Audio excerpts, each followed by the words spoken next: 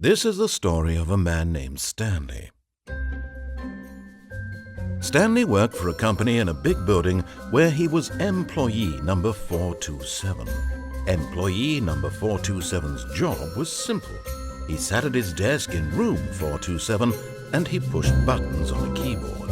Orders came to him through a monitor on his desk, telling him what buttons to push, how long to push them, and in what order. This is what employee 427 did every day of every month of every year. And although others might have considered it soul-rending, Stanley relished every moment that the orders came in, as though he had been made exactly for this job. And Stanley was happy. And then one day, something very peculiar happened. Something that would forever change Stanley. Something he would never quite forget. He had been at his desk for nearly an hour when he realized that not one single order had arrived on the monitor for him to follow. No one had showed up to give him instructions, call a meeting, or even say hi. Never in all his years at the company had this happened, this complete isolation. Something was very clearly wrong. Shocked, frozen solid, Stanley found himself unable to move for the longest time. But as he came to his wits and regained his senses, he got up from his desk and stepped out of his office.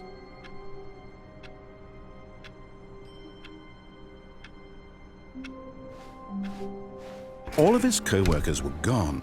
What could it mean? Stanley decided to go to the meeting room. Perhaps he had simply missed a memo. Stanley felt the bucket calling to him, begging him to pick it up. Why was he not doing it?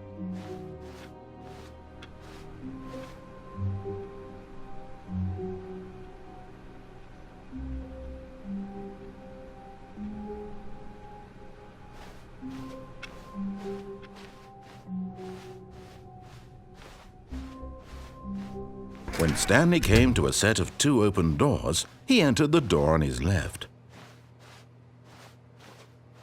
This was not the correct way to the meeting room, and Stanley knew it perfectly well. Perhaps he wanted to stop by the employee lounge first, just to admire it. Wow, yes, this room. What a beautiful room. What a gorgeous, gorgeous room. Thank goodness Stanley had taken this detour on his way to the meeting room. Life without having experienced this room was now too horrible even to consider.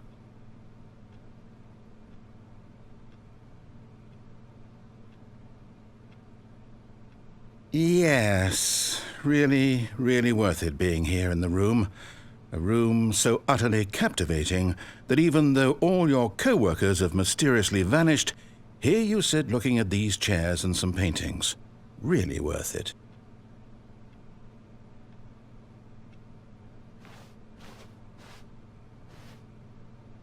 At this point, Stanley's obsession with this room bordered on creepy and reflected poorly on his overall personality.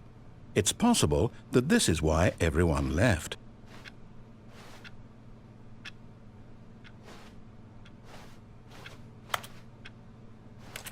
Stanley sat around waiting for more dialogue, but when a long time had passed and there was no more, he decided that the game was trying to send him a message. But at last, he'd had enough of the amazing room and took the first open door on his left to get back to business.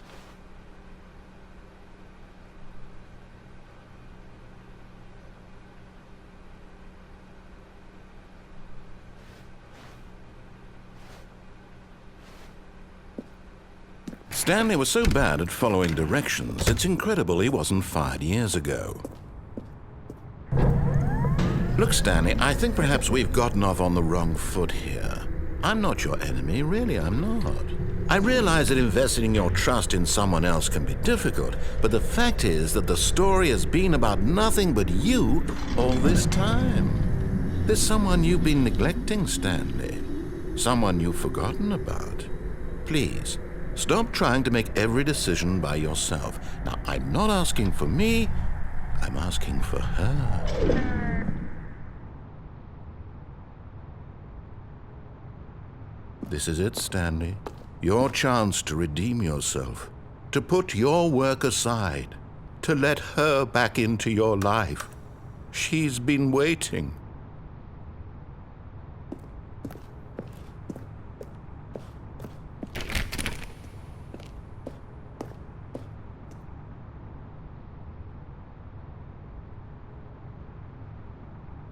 But in his eagerness to prove that he is in control of the story and no one gets to tell him what to do, Stanley leapt from the platform and plunged to his death. Good job, Stanley. Everyone thinks you are very powerful.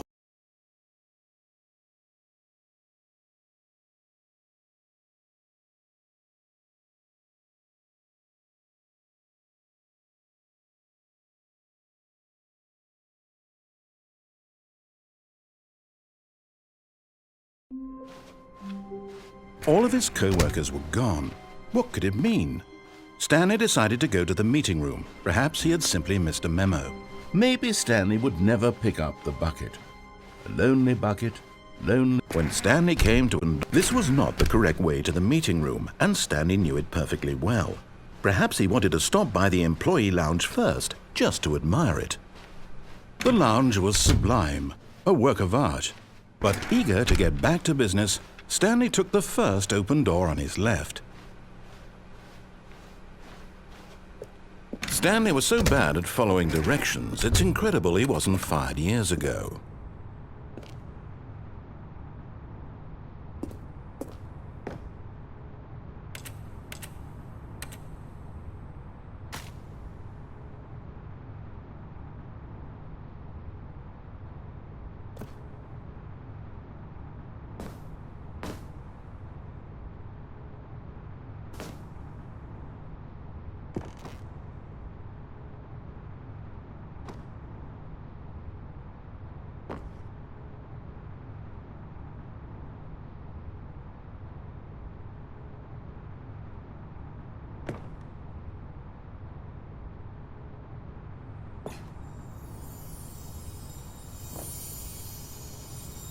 You found one of them. One of the miniature Stanley figurines. Remember, no reward for collecting all of these, only the intrinsic pleasure of a job well done. You can't buy that sort of happiness, Stanley. God knows I've tried. So, I implore you to savor each and every moment you come across one of these beautiful figurines.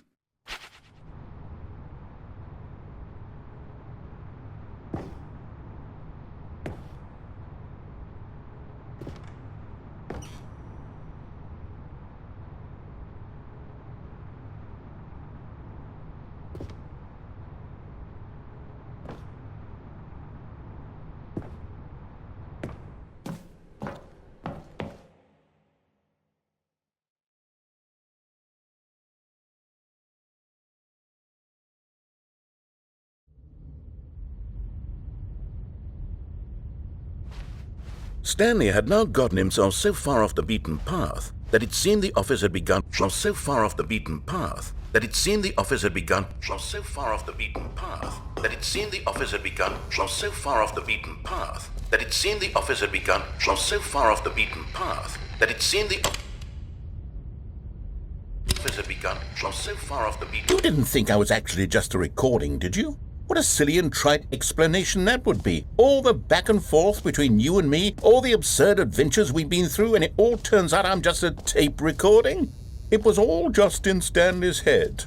I bet that's the kind of twist you think is revelatory. I bet each and every time you watch a movie where it turns out all to be in the main character's imagination, you must absolutely bolt off the couch in pure shock at the phenomenal and intricate storytelling. It must be so simple to be you.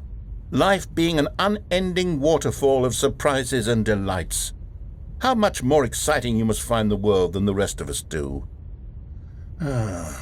Now I've become sad. Look what you've done to me. This is all your fault.